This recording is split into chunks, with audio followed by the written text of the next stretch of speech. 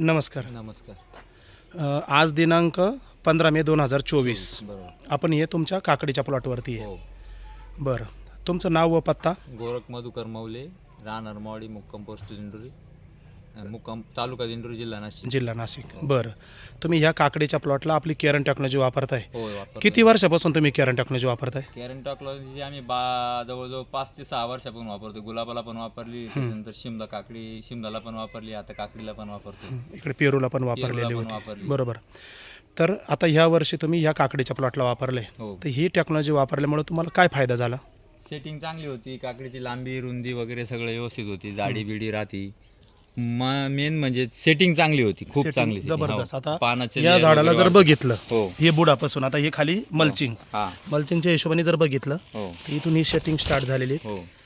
इथं बघू शकता, हा वरती चाललोय शेंड्याकडे, हे परत चाललोय वरती शेंड्याकडे, म्हणजे अगदी लास्ट शेवटच्या शेवटच्या पानापर्यंतची सेटिंग झालेली. हो. बरं, हे प्रमाण सगळ्या याच्यात सारखंच आहे ना?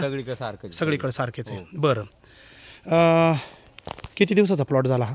प्लॉट झाला आज 29ला महिन्यात झाला, आणि तिथून पुढे ये आज 15 तारीख आहे, 15 दिवस म्हणजे 45 दिवसाचा प्लॉट. 45 दिवसाचा. 45 दिवसामध्ये याचे किती तोडे झाले?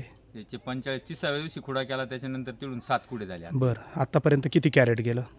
7 खुड्यामध्ये 450-400च्या आसपास. बरं, 400-450च्या आसपास गेलेत. हो. आणि प्लॉटकडे जर बघितलं तर असं वाटतं की अजून पहिला खुडा पण झालेला नाही. हो, बरोबर. असंच पोझिशन आहे, बरोबर ना? बरं, आज तुम्हाला मी प्लॉट व्हिजिटला आलो, तर मधमाशांचं पण भरपूर प्रमाण दिसतंय. हो. तर तुम्हाला आता तोडताना वाटतच असेल, तर मधमाशांचं प्रमाण आहे. भरपूर. म्हणजे मधमाशा ज्या शेतात आल्या ते नैसर्गिक पद्धतीकडे शेती केली असं त्याचा अर्थ होतो. म्हणून आपण मधमाशांचा इथं विषय घेतला. ओके. मग एकंदरीत केरन टेक्नॉलॉजी आता 5 वर्षापासून वापरताय. ह्याही प्लॉटला या वर्षी वापरली. आता एवढ्या टेम्परेचरमध्ये कुठेही झाडावरती कुठलाही ट्रेस नाही, काहीच नाही, सुकवा वगैरे काहीच नाही. शिवाय आपण पॉली हाऊसमध्ये आहे, याच्यामध्ये खूप टेम्परेचर असतं. बरं, मग एकंदरीत केरन टेक्नॉलॉजी वापरून तुम्ही समाधानी?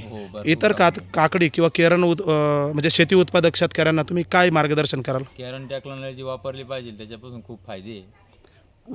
उत्पादन पण वाढतंय. आणि इतर खर्चाच्या हिशोबाने जर विचार केला, खर्चाच्या आणि जमीन मेन म्हणजे आपली जमीन चांगली होती. हो. हा तर सगळ्यात महत्त्वाचा आहे. हो. एकंदरीत तुम्ही सर्व समाधानी. ओके, धन्यवाद.